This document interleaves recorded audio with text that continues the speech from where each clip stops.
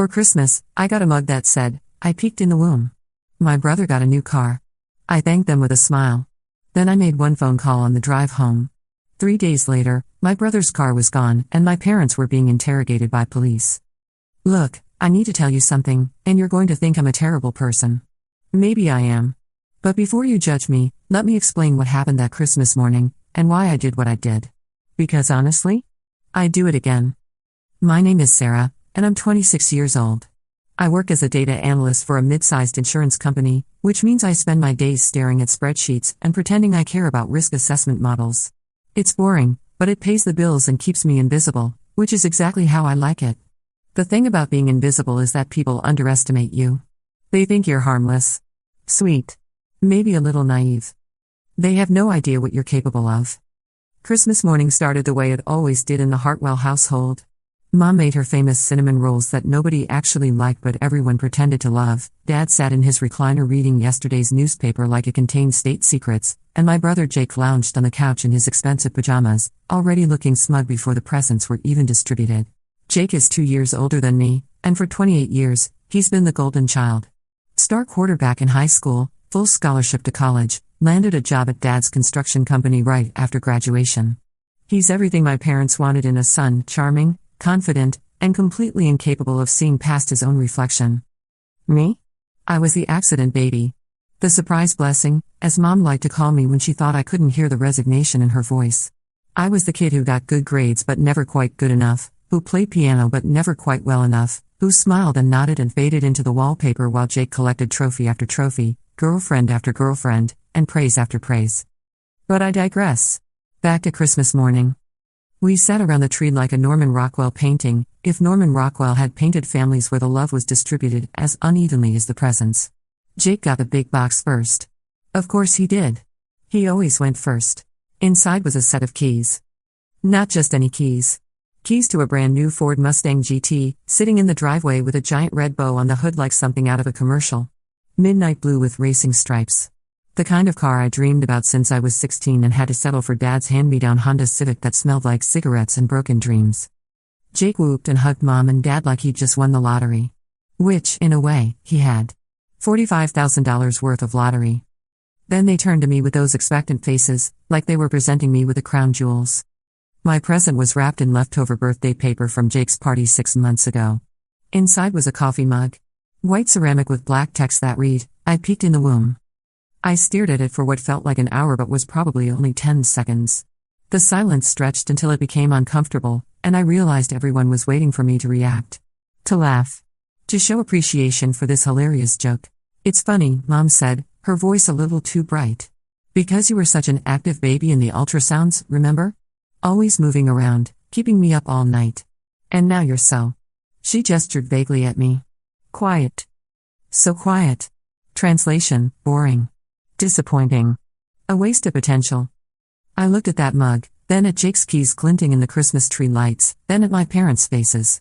Dad was already turning back to his newspaper. Mom was collecting wrapping paper. Jake was on his phone, probably posting pictures of his new car to social media. "Thank you," I said, smiling so wide my cheeks hurt. "I love it. It's perfect." And I meant it. Because in that moment, holding that ridiculous mug, something crystallized in my mind. Something I'd been building toward for years without even realizing it. The drive home to my apartment was quiet. Just me, my Honda Civic, and my new mug sitting in the passenger seat like a silent witness to my humiliation. But humiliation wasn't what I was feeling anymore. What I was feeling was clarity. See, there's something my family doesn't know about me. Something nobody knows, actually. I'm really, really good at finding information. Not just the surface-level stuff you can Google. The deep stuff. The kind of information people pay a lot of money to keep buried. It started in college, when I caught my roommate's boyfriend cheating on her. I couldn't prove it with just suspicion, so I got creative. Followed his social media activity, cross-referenced his location tags, found the other girls' profiles, pieced together a timeline. It was like solving a puzzle, and I discovered I had a natural talent for it. After college, I kept practicing. Not maliciously, at first. Just curiosity. I'd pick random people and see what I could learn about them using only public information and a little creativity. You'd be amazed what people leave lying around online. Financial records, relationship drama, family secrets, professional scandals. Everyone has something they're hiding. Including my brother Jake. That night, sitting in my tiny kitchen with my laptop and a cup of tea, I started digging. Jake lived his entire life on social media, so there was plenty to work with. Photos from bars and parties, tag locations, friend connections, comments on posts going back years. I mapped out his routines, his relationships, his habits. What I found was interesting, but not immediately useful. Jake was exactly who I expected him to be, shallow, privileged, and completely oblivious to how good he had it. But then I started looking deeper. Financial records aren't public, but people leave digital footprints everywhere. Credit card applications, loan documents, employment records. If you know where to look and how to connect the dots, you can paint a pretty complete picture of someone's life.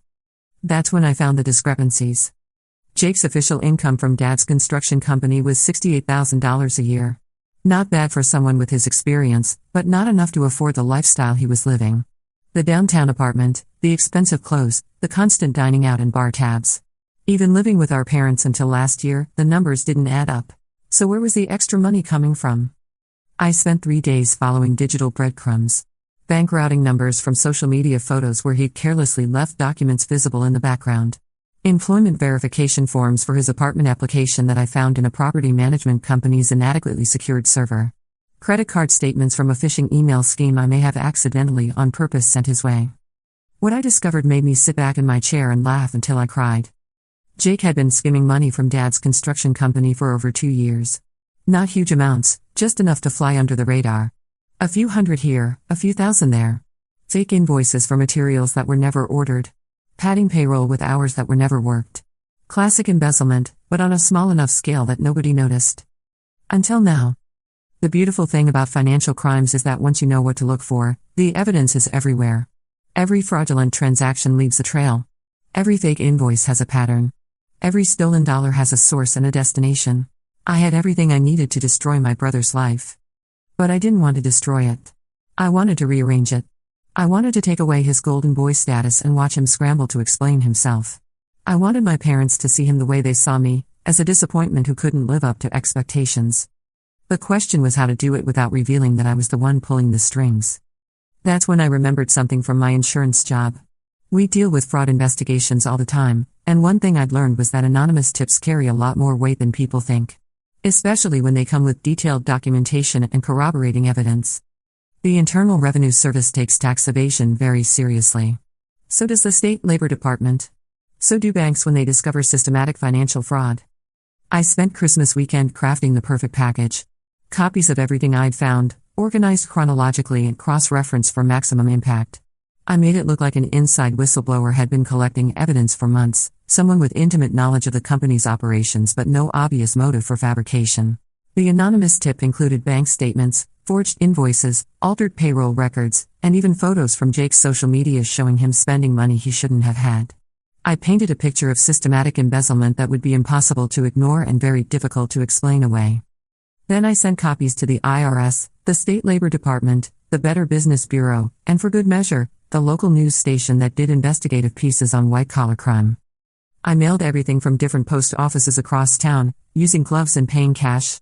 No fingerprints, no paper trail, no way to trace it back to me. Then I waited. It took 3 days. I was at work on Wednesday morning when my phone started buzzing. Text after text from Jake, each one more frantic than the last. Sarah, something weird is happening at work. The cops are here asking questions about the books. Dad's freaking out. They're saying someone reported financial irregularities. This is insane. Someone's trying to frame me. I set my phone aside and went back to my spreadsheets, humming softly under my breath. It was a Christmas carol, I think. Silent Night or maybe O Night. Something peaceful and appropriate for the season. Around lunch, Jake called me directly. His voice was shaking. Sarah, you need to come home. The police want to talk to the whole family. They're saying I stole money from Dad's company, but that's crazy. You know I would never do that, right? Of course not, I said, letting just the right amount of shock and concern color my voice. That's ridiculous. You're the most honest person I know. The lie came so easily it surprised me. But then again, I'd been lying to my family for years. Pretending to be happy with their scraps of attention, pretending not to notice the favoritism, pretending not to care that they saw me as the consolation prize child. What was one more lie in service of finally balancing the scales? I drove to my parents' house after work, my new coffee mug sitting in my cup holder like a talisman. The scene when I arrived was everything I'd hoped for and more. Police cars in the driveway. Jake's beautiful new Mustang with a boot on the front tire and yellow tape across the windshield. Dad pacing in the living room like a caged animal. Mom crying at the kitchen table. And Jake, my golden boy brother, sitting on the couch looking like someone had just explained to him that Santa Claus was actually a registered sex offender. Sarah. Mom rushed to hug me like I was a lifeline. This is all some terrible mistake. Someone's trying to destroy our family. I hugged her back, making appropriate soothing noises. Over her shoulder, I met Jake's eyes. He looked confused and desperate and absolutely terrified. It was the most honest expression I'd ever seen on his face. The next few hours were a masterclass in watching a carefully constructed lie fall apart. The police had done their homework. They had bank records, surveillance footage from ATMs, digital timestamps that placed Jake at locations when fraudulent transactions occurred. They had everything I'd given them and more that they discovered during their own investigation. Jake's explanations were pathetic. He claimed he didn't know how the money had gotten into his account. He suggested that someone might have hacked his identity. He even implied that maybe Dad had been embezzling and was trying to frame him to cover it up, which led to the most spectacular shouting match I'd ever witnessed in our house. Dad's face turned purple. 30 years I've been building this company. 30 years of honest work, and you think I'd throw it all away to steal for myself? I don't know, Jake shouted back. I didn't steal anything. Someone's setting me up. Then who? Dad demanded. Who has access to our systems? Who knows our procedures well enough to pull this off? Who else has keys to the office? The answer, of course, was Jake. Only Jake. Because he was the golden child, the trusted son, the heir apparent who'd been given access to everything without question or oversight. I watched this unfold from my position curled up in Dad's armchair, sipping tea from my ridiculous mug. Every so often, someone would ask me a question: had I noticed anything strange about Jake's behavior lately? Had he mentioned any financial problems? Did I know anything about his spending habits? I answered honestly, which was the beauty of it. No, I hadn't noticed anything strange. No, he hadn't mentioned financial problems. Yes, I knew he liked nice things, but he worked hard for Dad's company, so why shouldn't he enjoy the fruits of his labor? Each answer was technically true and completely unhelpful to Jake's defense. I was the perfect witness, concerned, innocent, and utterly without useful information. By 9 o'clock, they'd arrested him. I watched through the living room window as they led my brother to the police car in handcuffs. The neighbors were watching too, standing on their porches and peering through their curtains. The Hartwell family's dirty laundry was now public entertainment. Jake looked back at the house as they put him in the car. His eyes found mine in the window, and for just a moment, I thought I saw something there. Not suspicion, exactly, but a flicker of uncertainty. Like he was trying to solve a puzzle that didn't quite fit together. I lifted my mug in a little salute. A toast to his new circumstances. Then they drove him away. The aftermath was everything I dreamed of and more. Dad's construction company was frozen pending the investigation, which meant no income for the family. Mom had to get a job at the grocery store to pay bills, something she hadn't done since before Jake was born. The Mustang was impounded as evidence, along with most of Jake's other expensive possessions. My parents aged 10 years and 2 weeks. The stress, the shame, the financial pressure, it broke something in them that had been holding our family together through sheer force of denial. Jake made bail after a week in county jail, but he was a different person when he came home. Quiet. Paranoid. He jumped at unexpected sounds and spent hours staring out windows like he was waiting for the other shoe to drop. He started asking questions. Lots of questions. How did they know exactly where to look? He asked me one evening. We were sitting on the back porch, watching the sun set over the neighbor's fence. It was the most time we'd spent alone together since we were kids. What do you mean? I asked, though I knew exactly what he meant. The evidence they had. It wasn't random. Someone knew our system inside and out. Someone had been watching me, documenting everything. He turned to look at me, and I saw that flicker of uncertainty again. The tip was anonymous, but whoever sent it knew things that only family would know. I met his gaze steadily. Are you suggesting someone in the family set you up? I'm not suggesting anything. I'm just trying to understand how this happened. Maybe, I said carefully, you should focus less on conspiracy theories and more on figuring out how you're going to rebuild your life. It was a cruel thing to say, and I said it gently, which somehow made it crueler.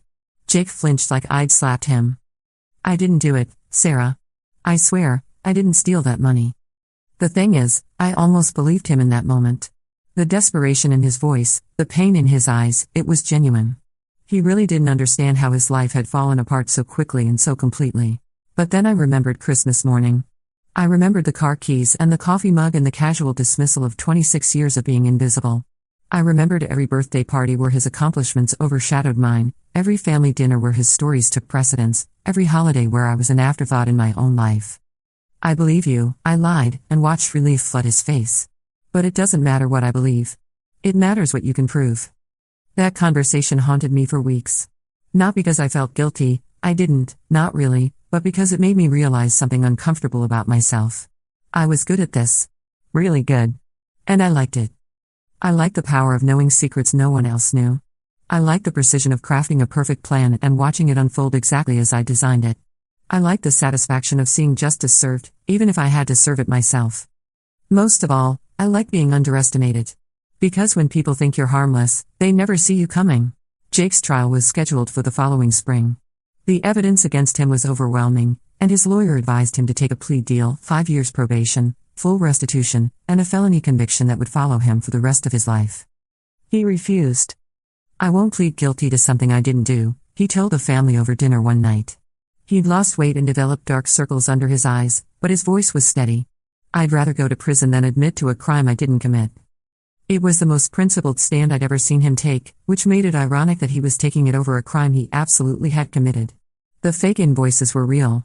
The padded payroll was real. The money in his bank account was real. All I'd done was make sure the right people noticed. But watching him refuse to give up, even when giving up was clearly the smart choice, made me feel something I hadn't expected: respect. For the first time in our lives, Jake was showing more backbone than I'd given him credit for. It almost made me feel bad about what I'd done. Almost.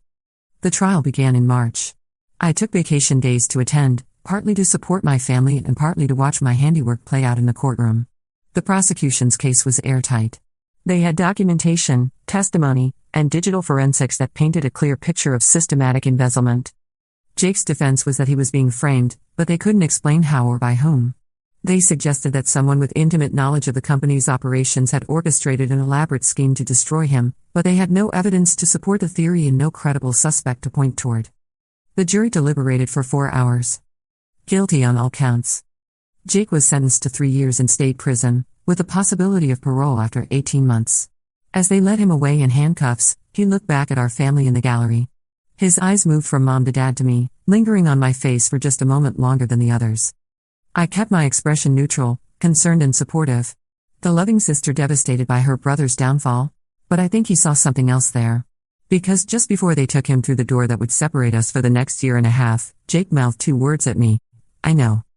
That was 6 months ago. Jake was released on parole 3 weeks ago, after serving 13 months of his sentence. Prison changed him. He's thinner, harder, more careful with his words. But there's something else different about him, something that makes me nervous.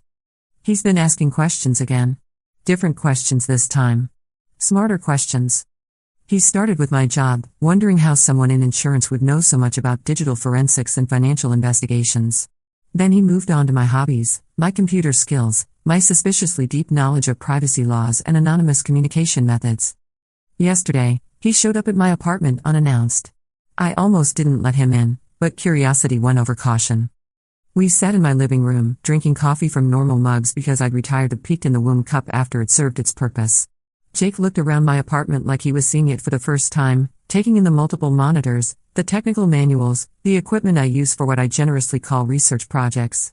"You know," he said conversationally, "I met some interesting people in prison. People with very specific skill sets. People who understand how someone might go about destroying another person's life using nothing but a computer and some creativity." I sipped my coffee and waited. "They taught me things," he continued. "About digital forensics. About tracing anonymous communications. About how to follow money trails backward to their source." He smiled, and it wasn't a nice smile. "Turns out I'm pretty good at learning when I'm motivated." "That's great, Jake. I'm glad you found something productive to focus on." "I found the post office," he said quietly. My blood turned to ice water, but I kept my expression neutral. "What post office?" "The one where the anonymous tips were mailed from. 3 different locations, actually, but there's a pattern. Someone who knew exactly which routes to take to avoid traffic cameras, which times to visit when the fewest staff members would be on duty, which parking spots offered the best concealment." He leaned forward, his eyes never leaving mine.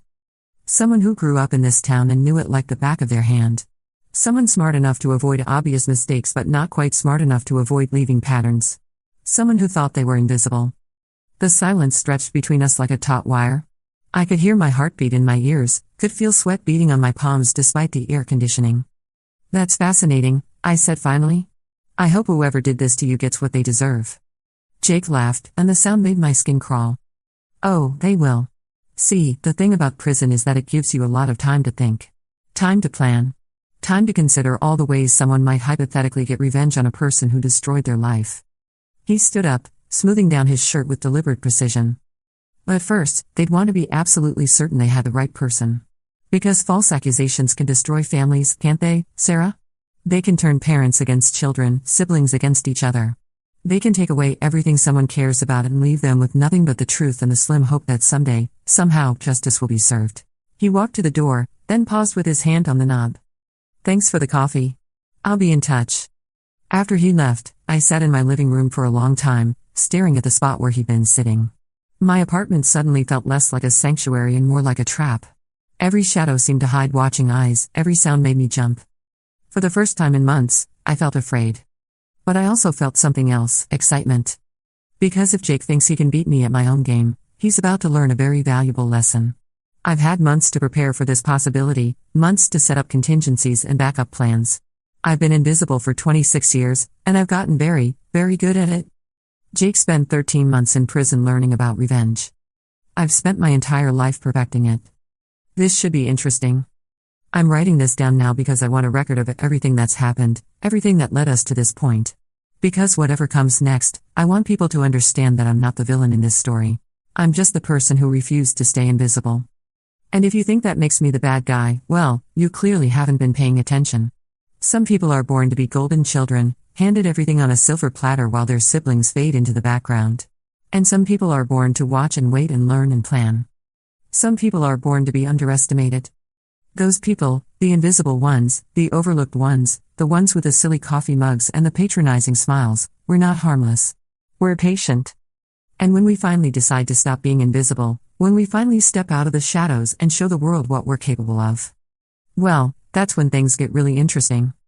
Jake wants to play detective? Fine. Let him try to prove what he thinks he knows.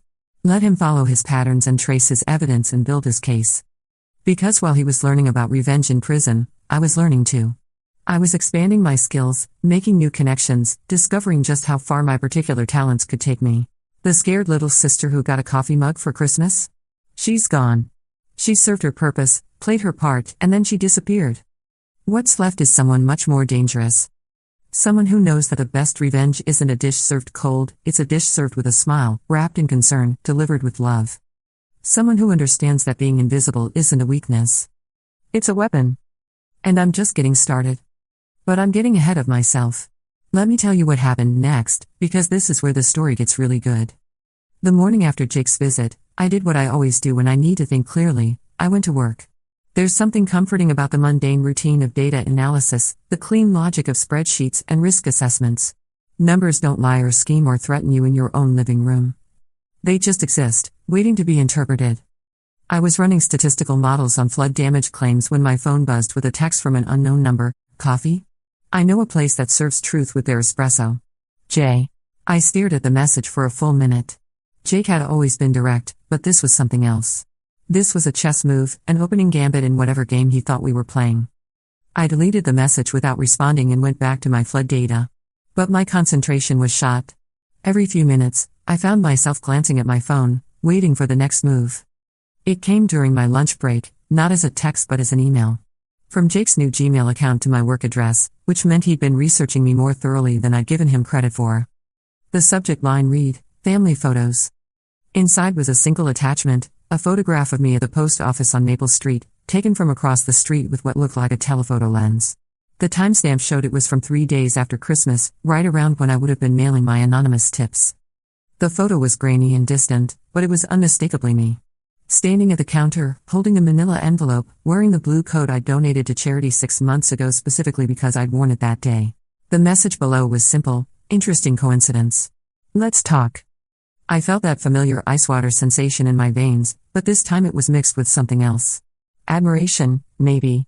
Jake had learned more than I'd expected during his time away. I forwarded the email to a folder I keep for interesting correspondence and went back to my flood data. Two could play this game. That evening, I stopped by my parents' house for dinner. It was something I'd been doing once a week since Jake's conviction, partly to maintain the appearance of a supportive daughter and partly to keep tabs on how the family was recovering from our shared trauma. Mom was making meatloaf, which she only did when she was stressed. Dad was in his recliner, but instead of reading the newspaper, he was staring at his phone with a confused expression. "Everything all right?" I asked, hanging my coat on the hook by the door. "Your brother's been asking strange questions," Mom said without looking up from the stove. "About Christmas morning. About who knew what when? About..." She glanced at Dad nervously. "About you. About me?" I made my voice light, curious. "What kind of questions?" Dad looked up from his phone. He wanted to know if you'd ever shown interest in his work at the company. If you'd asked about the books, the procedures, the computer systems. If you'd been acting differently before he was arrested. I felt a flutter of something that might have been panic, but I pushed it down. This was still manageable. Still within the bounds of what I'd prepared for. "That's odd," I said, settling into my usual chair at the kitchen table. "What did you tell him?" "The truth," Dad said. "That you never showed much interest in the business. That you've always been, well, focused on your own life." He said it kindly, but I heard the familiar undertone. Sweet, boring Sarah, living her small, unremarkable life. If only they knew. Mom set a plate of meatloaf in front of me, and I noticed her hands were shaking slightly. "Sarah, honey, Jake seems to think someone in the family might have been involved in what happened to him." "Involved how?" "He won't say exactly. Just that he's been thinking about who could have known enough about the company to frame him so completely." She sat down across from me, her eyes searching my face. "You don't think? I mean, he couldn't seriously suspect." "He couldn't suspect what, Mom?" "You," Dad said bluntly. "He couldn't seriously suspect you." The three of us sat in silence for a moment. I could hear the wall clock ticking, the refrigerator humming, the distant sound of traffic on the main road.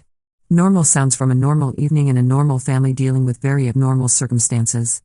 "That's ridiculous," I said finally, and I let just a hint of hurt creep into my voice. "I wouldn't even know how to do something like that. I work with insurance data, not criminal investigations." "That's what I told him," Mom said quickly. "I said Sarah couldn't hurt a fly, much less orchestrate something so elaborate. Couldn't hurt a fly. If she only knew about the flies I'd hurt. Metaphorically speaking. Maybe prison changed him more than we realized," I suggested. "Maybe he needs someone to blame, and I'm an easy target because I wasn't affected the same way everyone else was." It was masterfully done, if I say so myself. I positioned myself as the victim of Jake's paranoia while simultaneously reminding them that I'd been the least impacted by his downfall. The innocent bystander who'd somehow emerged unscathed from the wreckage of our family's reputation. Dad nodded slowly. "That makes sense. He's been through hell, and hell changes people. Maybe he just needs time to readjust." But Mom was still watching me with that searching expression. "Sarah, you'd tell us if Jake was bothering you, wouldn't you? If he was making you uncomfortable with these questions?" "Of course," I lied smoothly. "But honestly, I think we should be patient with him. He's been through a lot, and if he needs to work through some conspiracy theories to process what happened, maybe that's part of his healing." It was the perfect response. Compassionate, understanding, and completely deflecting. I was the bigger person, rising above Jake's irrational suspicions with grace and maturity. The rest of dinner passed normally, with talk about Mom's job at the grocery store and Dad's struggles to rebuild his construction business. I asked appropriate questions, offered suitable sympathy, and played my role as the stable daughter who could be counted on in times of crisis. When I got home that night, there was an envelope taped to my apartment door. No postmark, no return address. Just my name written in Jake's familiar handwriting. Inside was a single sheet of paper with a printed photograph and a handwritten note. The photograph showed me at a different post office, this one across town. Same blue coat, same time frame. The angle was different, taken from inside a car parked across the street, but the image was clear enough to be damning. The note read, "I have 7 more just like this. We should talk before I decide what to do with them. Jay." I stood in my hallway, staring at that note, and felt something shift inside my chest. Not fear, exactly. Not panic. Something sharper and more focused. Jake thought he was hunting me. He had no idea that he'd just made himself prey. I went inside, locked the door, and fired up my computer. If Jake wanted to play detective, I'd give him something to detect. But first, I needed to know exactly what I was dealing with. It took me 3 hours to find Jake's new digital footprints. He'd gotten smarter about online security since his release, but not smart enough. Nobody ever is, really. People think they can reinvent themselves digitally, create new identities and new histories, but they always leave traces of who they used to be. Jake had been busy. New email accounts, new social media profiles, new forum memberships on sites dedicated to criminal justice reform and wrongful conviction advocacy. He'd been telling his story everywhere, positioning himself as a victim of an elaborate frame-up, building a narrative that would support whatever play he was planning to make. But more interestingly, he'd been researching me. I found search histories cached on public computers at the library. Queries about my education, my employment history, my hobbies and interests. He'd been building a profile of his own, trying to understand how his quiet, boring sister could have orchestrated his downfall. What he found was exactly what I'd wanted him to find, a perfectly ordinary life lived by a perfectly ordinary person. Sarah Hartwell, data analyst, amateur pianist, volunteer at the animal shelter. No criminal history, no suspicious financial activity, no obvious motive for destroying her brother's life beyond simple sibling jealousy. But Jake was looking deeper now. I found evidence that he'd contacted my former college roommates, my coworkers, even my high school teachers. He was building a psychological profile, trying to find the cracks in my carefully constructed persona. The problem was, he was good at it. Better than I'd expected. Some of his questions were uncomfortably perceptive. Had I always been interested in true crime documentaries? Did I spend a lot of time on my computer? Had I ever mentioned feeling overshadowed by my family? Had anyone noticed changes in my behavior around the time of his arrest? Most people couldn't provide useful answers. I'd been careful to maintain my image for years.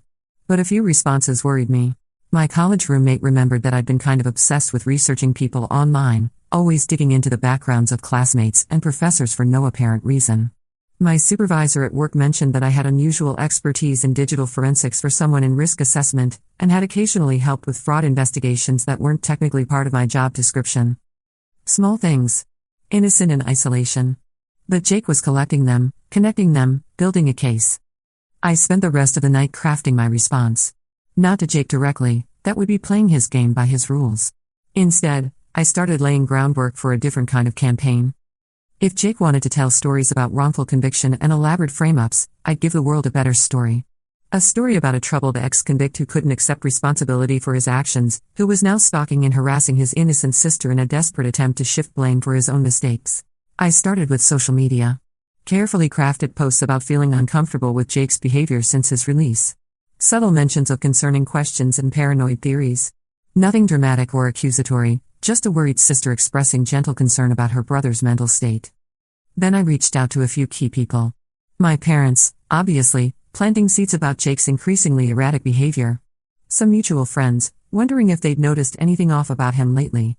Even his parole officer, expressing sisterly concern about his adjustment to life outside prison. I was building a narrative of my own. One where I was the victim, not the perpetrator. By morning, I had phase 1 of my counteroffensive in motion. But I knew Jake wouldn't be idle while I was maneuvering. He'd be watching, documenting, building his own case.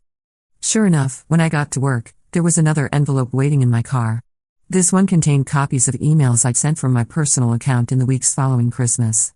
Nothing incriminating on the surface, but Jake had highlighted certain phrases that could be interpreted as suspicious in hindsight. An email to a friend about finally taking control of my life. A message to my college roommate mentioning that some people need to learn that actions have consequences. A casual comment to a coworker about revenge catching up with people who think they're untouchable. All innocent when I'd written them. All potentially damaging when viewed through the lens of Jake's theory. The accompanying note was longer this time. Sarah, I know you think you're smarter than me. You've probably always thought that. The quiet, overlooked sister who sees everything and says nothing. But I'm not the same person who went to prison 18 months ago. I learned things there. Met people who taught me how to think like the kind of person who would do what was done to me. And you know what I realized? It wasn't some criminal mastermind who destroyed my life. It was someone who knew me intimately. Someone who understood my weaknesses and knew exactly how to exploit them. Someone who had access to my routines, my habits, my psychological pressure points. Someone family. We both know who that someone is. The question now is what happens next. You can confess, apologize, and we can try to rebuild some kind of relationship. Or you can keep playing innocent, and I can take what I've learned to the police, the media, and anyone else who'll listen. Your choice. But choose quickly. My patience isn't what it used to be. Jake. I read the note 3 times, then methodically tore it into small pieces and dropped them in my office trash can. Jake was escalating faster than I'd anticipated. The chess match was accelerating into something more like speed chess, and I needed to adapt accordingly. I spent my lunch break making phone calls. First to my parents, expressing worry about a strange note Jake had left me that seemed to suggest I was somehow involved in his legal troubles. Then to Jake's parole officer, mentioning that I was concerned about his mental state and wondering if harassment of family members might constitute a violation of his release conditions. Each call was brief, worried, and perfectly pitched to reinforce my image as the concerned sister dealing with an increasingly unstable brother. I wasn't making accusations, just expressing appropriate concern and asking for guidance. By the time I returned to work, I'd laid the foundation for Jake's credibility to crumble if he tried to take his theories public. Who would believe the paranoid conspiracy theories of a convicted felon over the concerned statements of his law-abiding sister? But Jake wasn't done with private communications yet. That evening, he was waiting in my apartment parking lot when I got home from work. Leaning against his borrowed Honda Civic, Mom's car, since his Mustang was still impounded, with his arms crossed and a grim expression on his face. "We need to talk," he said as I approached. "I'm not sure that's a good idea, Jake. You've been acting?" I hesitated, as if searching for the right word. "Erratically. Maybe you should speak with someone professional about these theories you're developing. Get in the car, Sarah." "I don't think so." He pushed off from the car and stepped closer, and for the first time since this all began, I felt genuinely threatened. Prison had changed more than just his research skills. There was something harder about him now, something that suggested he might be willing to do things the old Jake never would have considered. I said, "Get in the car." I looked around the parking lot. It was early evening, and most of my neighbors were either still at work or inside having dinner. No witnesses, no one to intervene if this situation went somewhere I couldn't control. "Where are we going?" I asked. "Somewhere we can have a private conversation without you recording it or planning your next move." Jake opened the passenger door. "Don't make me ask again." The smart thing would have been to refuse. To go inside, call the police, report that my ex-convict brother was threatening me in my own parking lot. It would have fit perfectly with the narrative I was building. But I was curious. After 18 months of planning and scheming and watching my carefully constructed revenge unfold, I wanted to hear what Jake thought he knew. I wanted to understand how close he'd come to the truth. I got in the car. Jake drove in silence for 15 minutes, taking a route that led us out of town toward the lake where we'd gone fishing as kids. The same lake where Dad had taught us both to cast lines and tie knots, back when we were just siblings instead of adversaries. He parked at the boat launch and turned off the engine. The sun was setting over the water, painting everything golden and peaceful. It was almost romantic, if you ignored the undercurrent of mutual suspicion and barely contained hostility. "You want to know what I learned in prison?" Jake asked, staring out at the water instead of looking at me. "If you want to tell me." "I learned that every crime has a signature. Every criminal has patterns they can't help but repeat. And I learned that the most dangerous criminals aren't the obvious ones, the angry, violent ones who leave obvious clues. The dangerous ones are the patient ones. The ones who plan for months or years. The ones who understand psychology and manipulation and how to make other people do their dirty work." He turned to face me then, and his eyes were different than I remembered. Harder? More focused. "I learned about people like you, Sarah." "People like me?" "People who've been invisible their whole lives, who've watched and learned and cataloged every slight, every injustice, every moment of being overlooked or undervalued. People who turn that invisibility into a weapon." I kept my expression neutral, interested but not defensive. Let him talk. Let him reveal how much he actually knew versus how much he was guessing. "You want to know how I know it was you?" Jake continued. "It wasn't the post office photos, though those were helpful. It wasn't even the suspicious timing or your convenient lack of alibi. It was the way you've been handling yourself since I got out. I don't understand.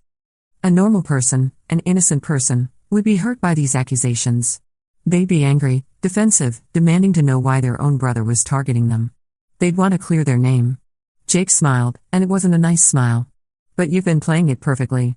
Just the right amount of concern, just the right amount of hurt feelings. You've been managing your emotional responses like a performance." I felt the chill that had nothing to do with the evening air.